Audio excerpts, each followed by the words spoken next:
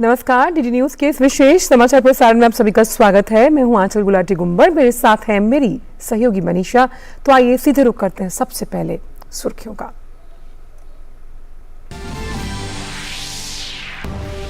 विपक्ष की ओर से लाए गए अविश्वास प्रस्ताव का आज जवाब देंगे प्रधानमंत्री। कल लोकसभा में राहुल गांधी के आरोपों पर गृह मंत्री अमित शाह ने किया जोरदार पलटवार।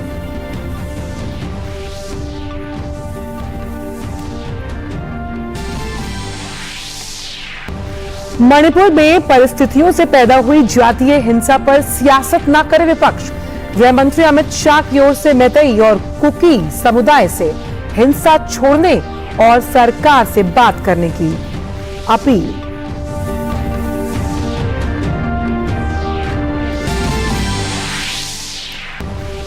भारतीय रिजर्व बैंक की क्रेडिट पॉलिसी की घोषणा आज। पिछले 2 बार से रेपो रेट में नहीं हुआ बदलाव।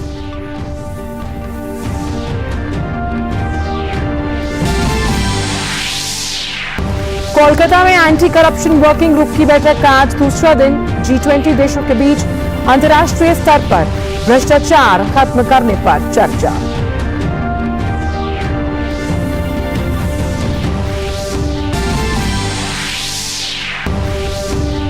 पाकिस्तान में आम चुनाव का रास्ता साफ। कार्यकाल पूरा होने से 3 दिन पहले संसद भंग। नई सरकार बनने तक कार्यवाहक सरकार संभालेगी सत्ता।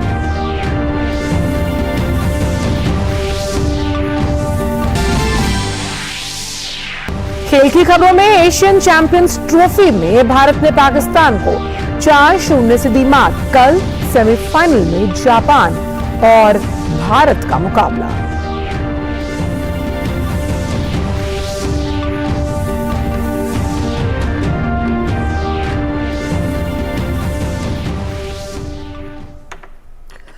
और अब जानते हैं इन सभी खबरों को विस्तार के साथ। अब तक संसद का मॉनसून सत्र हंगामेदार रहा और इसे कई कारणों से याद भी किया जाएगा। विपक्ष की ओर से भारी हंगामे और शोर शराबे की वजह से अब तक बाधित रहा मॉनसून सत्र अब अपने आखिरी पड़ाव पर है। मौजूदा सत्र जहां दिल्ली सर्विस बिल समेत कई अन्य विधेयकों के लिए याद किया जाएगा, वहीं मणिपुर के सवाल पर विपक्ष के जोरदार हंगामे के लिए भी इस सत्र का जिक्र आएगा। इन सबके बीच आज का दिन बेहद महत्वपूर्ण। आज विपक्ष की ओर से लाए गए अविश्वास प्रस्ताव पर चर्चा पूरी होगी और फिर दोपहर बाद प्रधानमंत्री नरेंद्र मोदी चर्चा का जवाब देंगे, जिस पर तमाम लोगों और सांसदों की निगाहें टिकी होंगी। मॉनसून सत्र 2023 को विपक्ष के अविश्वास प्रस्ताव के लिए भी याद किया जाएगा, जिस पर संसद में 2 दिन से जोरदार बहस चल रही है। अविश्वास प्रस्ताव पर चर्चा की शुरुआत कांग्रेस की ओर से गौरव गोगोई ने की थी। लोकसभा में अविश्वास प्रस्ताव पर चर्चा के दूसरे दिन गृह मंत्री अमित शाह ने हिस्सा लिया और कहा कि नरेंद्र मोदी सरकार ने कुछ ऐतिहासिक फैसले लिए हैं और वंशवाद और रिश्वतखोरी को खत्म किया।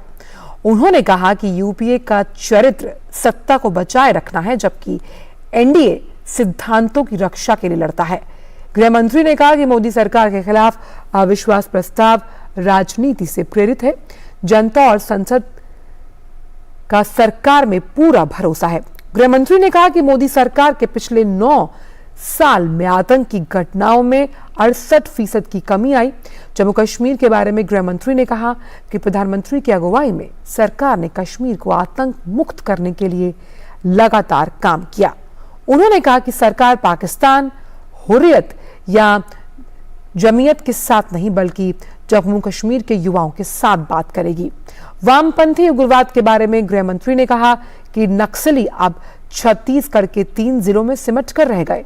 पूर्वोत्तर के बारे में भी गृह मंत्री ने कहा कि प्रधानमंत्री ने पिछले 9 साल में 50 से अधिक बार पूर्वोत्तर का दौरा किया है। मणिपुर के बारे में गृह मंत्री अमित शाह ने सदन के अंदर कई अहम बातें कही हैं और मणिपुर के मैतेई और कुकी समुदाय से हिंसा छोड़ने और सरकार से बात करने की अपील की। अमित शाह ने कहा कि वो दोनों समुदाय के लोगों से अलग अलग बात कर रहे हैं। गृह मंत्री ने कहा कि वे मणिपुर मुद्दे पर पहले दिन से ही चर्चा के लिए तैयार हैं, लेकिन विपक्ष चर्चा नहीं चाहता, वो सिर्फ विरोध चाहता है। गृह मंत्री ने कहा कि वहां हुई हिंसा की घटनाओं से सभी दुखी हैं। ये घटनाएं शर्मनाक हैं, लेकिन इस पर भी राजनीति करना और भी शर्मनाक। अमित शाह ने कहा कि मणिपुर में जो भी हो रहा है वो परिस्थितियां जो पैदा हुई जातीय हिंसा से हुई और इसे राजनीतिक मुद्दा नहीं बनाया जाना चाहिए। उन्होंने कहा कि मणिपुर हिंसा में 3 मई से 152 लोगों की जान जा चुकी है। इसके अलावा लोकसभा अध्यक्ष ओम बिरला ने पूरे सदन की ओर से मणिपुर में शांति की अपील की है। तो संसद के मॉनसून सत्र में आज कई अहम विधायी कार्य सूचीबद्ध हैं। राज्यसभा में आज मुख्य निर्वाचन आयुक्त और अन्य निर्वाचन आयुक्त नियुक्ति, सेवा, शर्तें और पदावधि विधेयक 2023 पेश किया जाएगा। इसके साथ ही फार्मेसी संशोधन विधेयक 2023 चर्चा और पारित के लिए सदन के पटल पर रखा जाएगा।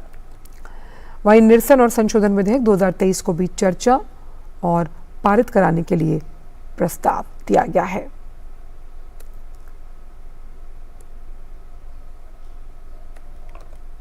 इससे पहले कल राज्यसभा में विपक्ष के हंगामे के बीच विधायी कामकाज देखने को मिला।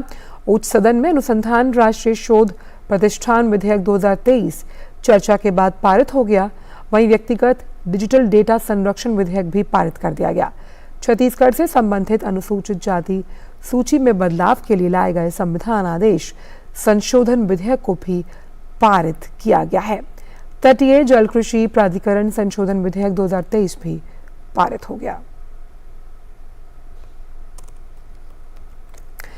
आरबीआई के गवर्नर शक्तिकांत दास आज तीसरे द्विमासिक मौद्रिक नीति समिति की बैठक में हुए जो फैसले हैं उसकी घोषणा करेंगे। 6 सदस्यीय एमपीसी की बैठक कल मुंबई में इस उम्मीद के बीच शुरू हुई कि पैनल प्रमुख ब्याज दरों पर यथास्थिति बनाए रखेगा। विशेषज्ञों का मानना है कि बढ़ती मुद्रास्फीति, विशेषकर जो फूड इन्फ्लेशन है, उसे देखते हुए और विकास की गति को जारी रखने के लिए पैनल यथास्थिति बरकरार रखेगा। आरबीआई ने अपनी पिछली 2 नीतिगत घोषणाओं में रेपो दर को 6.5% पर अपरिवर्तित रखा। उपभोक्ता मूल्य सूचकांक पर आधारित भारत की खुदरा मुद्रास्फीति जून में 3 महीने के उच्चतम स्तर 4.8% पर पहुंच गई, जिसका मुख्य कारण खाद्य पदार्थों की कीमतों में बढ़ोतरी है। हालांकि महंगाई आरबीआई के 6% से नीचे के आरामदायक स्तर पर बनी हुई है। वक्त फिलहाल एक छोटे से ब्रेक का। होंगे बच्चे स्वस्थ भले फूलेगा बचपन, इन्हें पिलाओ मुगली घुट्टी 555।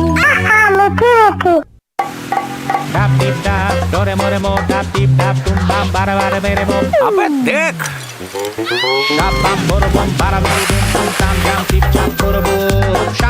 you got to be careful. बारिश है, सड़कें बदलेंगी। Switch to CEAT. Better change soon, it's monsoon.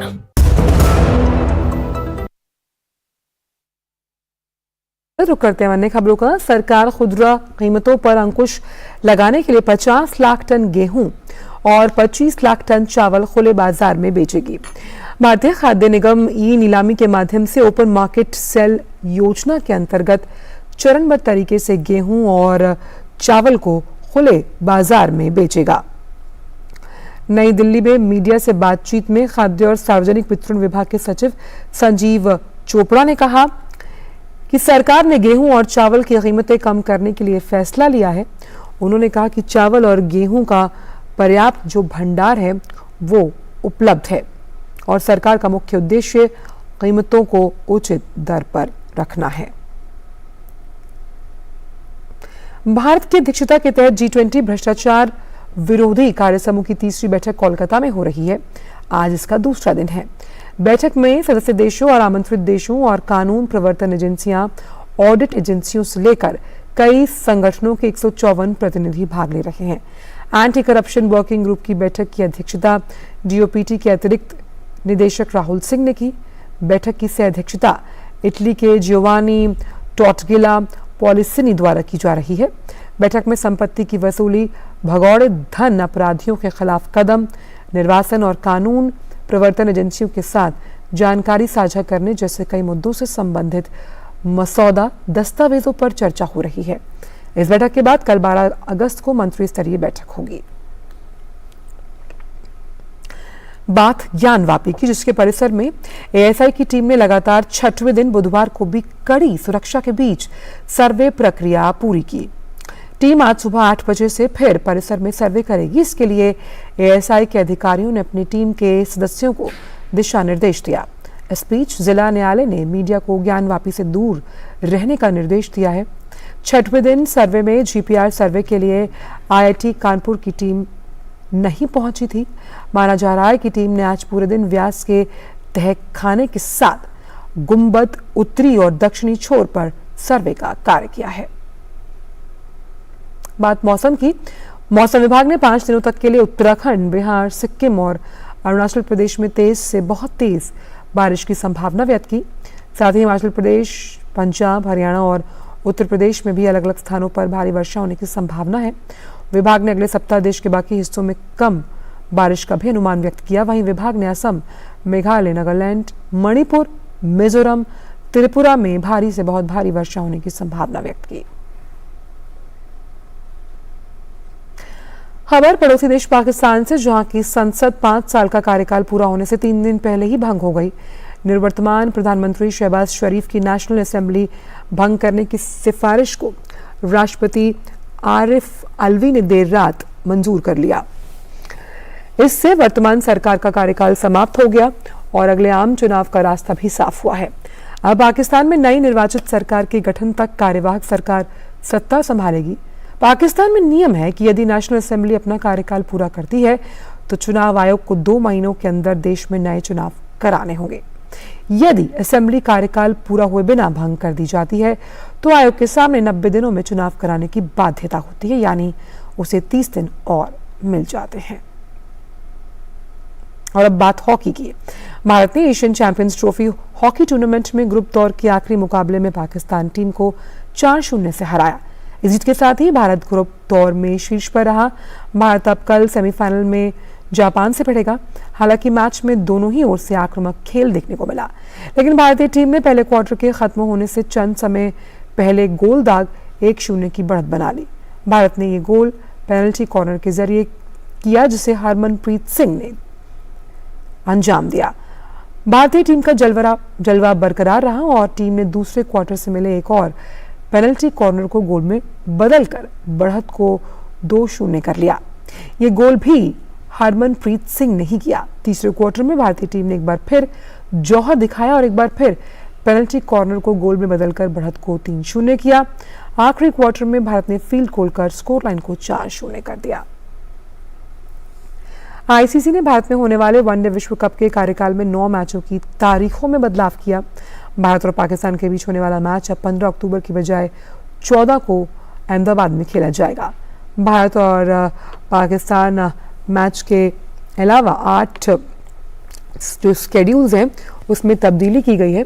इस बदलाव के चलते इंग्लैंड और अफगानिस्तान के बीच दिल्ली में 14 अक्टूबर को होने वाला मैच 15 अक्टूबर को खेला जाएगा।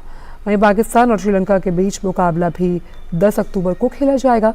लखनऊ में ऑस्ट्रेलिया और दक्षिण अफ्रीका के बीच 13 अक्टूबर को होने वाला मैच अब 12 अक्टूबर को खेला जाएगा। चेन्नई में बांग्लादेश और न्यूजीलैंड के बीच मुकाबला 14 अक्टूबर को और अब ये मैच 13 अक्टूबर को खेला जाएगा। शुरुआती चरण में धर्मशाला में इंग्लैंड और बांग्लादेश के बीच डे नाइट मैच होना था, लेकिन ये अब दिन में ही खेला जाना है। भारतीय समय के अनुसार 10:30 बजे ये मैच होगा। और फिलहाल इस विशेष समाचार प्रसारण में इतना ही। मुझे और मनीषा को दीजिए इजाजत। नमस्कार।